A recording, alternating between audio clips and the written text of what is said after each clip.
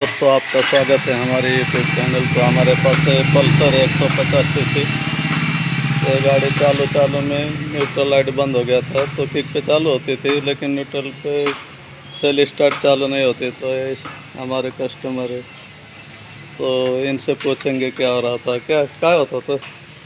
काय नाही ती अचानकच सेल स्टार्ट व्हायची बंद झाली आजच हाँ दुपारपर्यंत होत होती आता हाँ हॉर्न पण वाजायचं बंद झाला. हाँ मग आम्ही काय केलं, याला नवीन फ्यूज टाकलं तरी सुद्धा करंट येत नाही. नंतर पाहिलं तर हे वायर इथं वायर लूज होते, हे वायर निघून येते, हे पाहू शकतो. इथं गंज धरेल आहे वायरीला.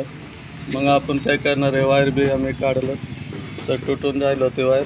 याला आपण दुसरं फ्यूज टाकणार आहे. नवलेदार आहे, दुसरं फ्यूज कसं बसवायचं ते सांगतो. हे दुसरं फ्यूज आहे स्प्लेंडरचं. आपण याला फिट करू. याला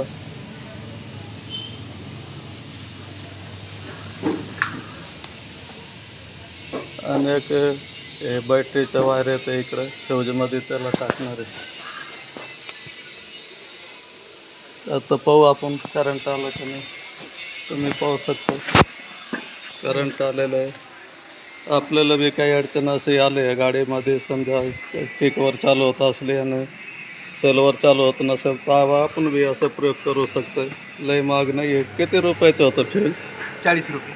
40 रुपयाचं आहे. गाडी बी चालू झाली एकदम ओकेमध्ये. मग एक लाईक याला आलं पाहिजे. हां, लाईक आणि सबस्क्राईब बी करावं आवडलं तर. हे आमचे बी मकॅनिक. आणि तुम्हाला शेवट इथं दिसतं.